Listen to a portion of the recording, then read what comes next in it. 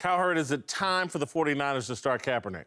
Yes, and no. Just to shut the media up. Listen, Blaine Gabbert has, I just looked this up, has the second worst quarterback winning percentage since 1950. Well.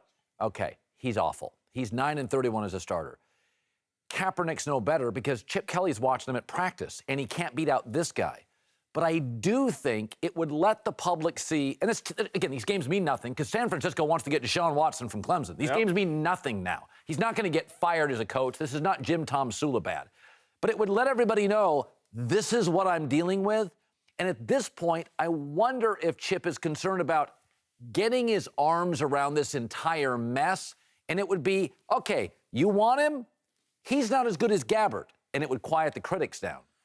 It might, but given the fact that Kaepernick can run the ball a little bit and may choose to run the ball a little bit and may get hit and may get injured, and then the 49ers are on the hook for $14 million next year, I think that's high risk.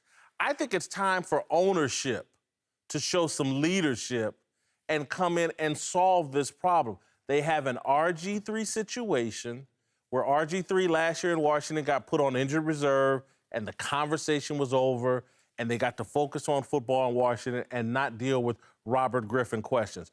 Ownership needs to come step in here for Chip Kelly and end this conversation, put this kid on injured reserve. He's 20 pounds underweight. That's the story. He's mentally, I think, cooked as a football player. When I was looking at all the body language on the sidelines, Gabbert comes to the sideline, Kaepernick with his head down in his iPad, Gabbert is, they're not communicating. There's this guy, listen, this is what my problem is with Twitter. It creates these optics wars and PR wars, and they're handcuffed. Chip Kelly and the 49ers are handcuffed. Well, they don't have to be. They may feel that way. They absolutely feel that way. And listen, you used to be, before Twitter, you used to be worried, how will we have protests if we make this move, if people get upset? Will people come to our building and protest? Now it's so, you don't have to really take any action. You can sit on a laptop, sit on your cell phone, and protest over Twitter. And people are all afraid, what are our advertisers going to think? We're getting all these negative tweets, and Chip Kelly's being accused of racism because he won't play Colin Kaepernick. Deal with the consequences, move on from this. And again, Kaepernick might be better than Gabbert, but so what? They need another quarterback.